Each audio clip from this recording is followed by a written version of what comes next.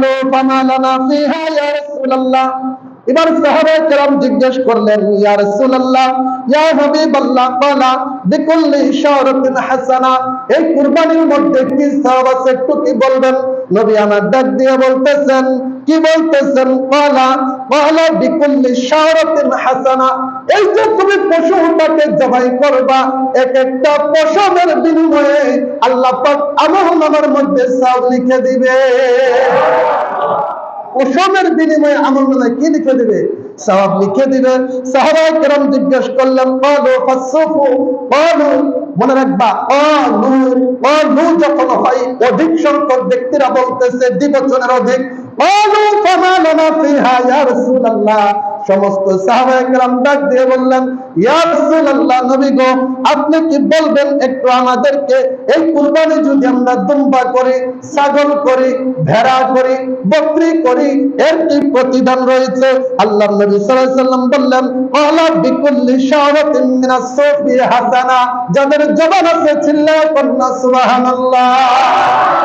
আল্লাহর নবী ডাক দিয়ে বললেন, যদি তোমরা দুম্বা করো, বকরি করো, ছাগল করো, ভেড়া কুরবানি করো, মনে রাখো এই ভেড়া, বকরি, দুম্বার এক একটি পশমের বিনিময়ে আল্লাহ পাক রব্বুল আলামিন আমলনামায় সওয়াব লিখে দিবে।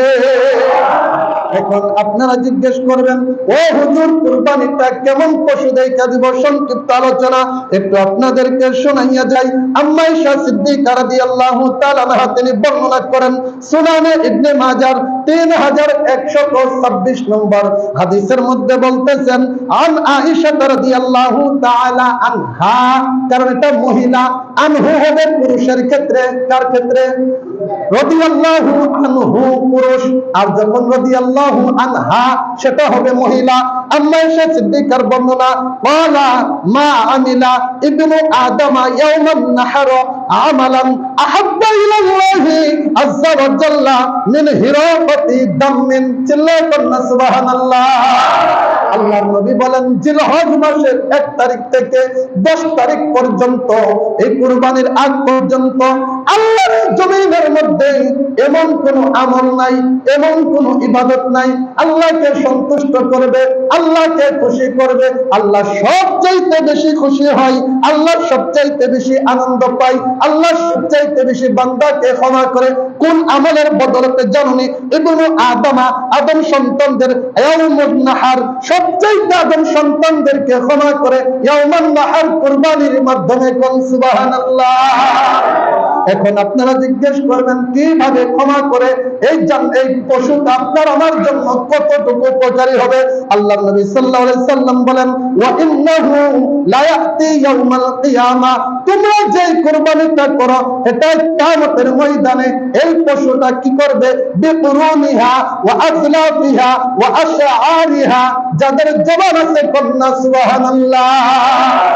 খেয়াল করেন, আজলাফিহা, এরপরে বলছে আশআরিহা, বিকুরুনিহা, কিয়ামতের ময়দানে এই পশুটা তার শিং সহ, খুর সহ, গায়ের পশম সহ পুরো বডিটাকে নিয়ে উপস্থিত হবে, আপনাকে আমাকে ফুলসিরাতের পুলটা পার করিয়ে দিবে। কোন সুবহানাল্লাহ। এখন জালাল ভাই পশু কিনতে গিয়া যদি দেখেন পশুটা একটু পাতা ল্যাংড়া, তাতে কি হয়েছে? দাম ছিল 5 লাখ, ল্যাংড়া হওয়ার কারণে দাম হয়েছে 3 লাখ। এই পশুটা কুরবানির জন্য আমরা কিনবো? বলেন কিনবো? কেন কিনবেন না? একটু মনে রাখেন, একটা কথা আপনাদেরকে বলে দেই, যেহেতু ফুলসিরাতের কুলের উপর এই পশুটা আপনার জন্য আমার জন্য যানবাহন হিসাবে কাজ করবে। যদি ল্যাংড়া হয় ফুলসিরাতটা পার হইতে দেরি হবে, যদি উল্টা জাহান্নামে পড়তে হবে। অতএব যখনই কুরবানির পশুটা কিনবেন, মোটা তাজা ছোট্ট কিনেন, কম দামে কিনেন, 30,000 টাকারটা 50,000 টাকা দিয়ে কিনেন, দেখবেন সেটার গায়ে শক্তি আছে, এটার কোনো খোঁজ নাই। কান কাটা, চোখ ল্যাংড়া, শিং ভাঙ্গা ল্যাংড়া, গায়ের চামড়ার জায়গায় জায়গার ভিতরে একটা রোগ হয়, পশম থাকে না। এই পশুটা নাকি না, যেটা দেখতে শুনতে লোকে ভালো বলবে, আল্লাহর সন্তুষ্টির জন্য ওই পশুটা কিনবেন। কিয়ামতের ময়দানে ফুলসিরাতের পারে আপনার আমার যানবাহন হিসেবে ভালো পশুটাই কাজ করবে।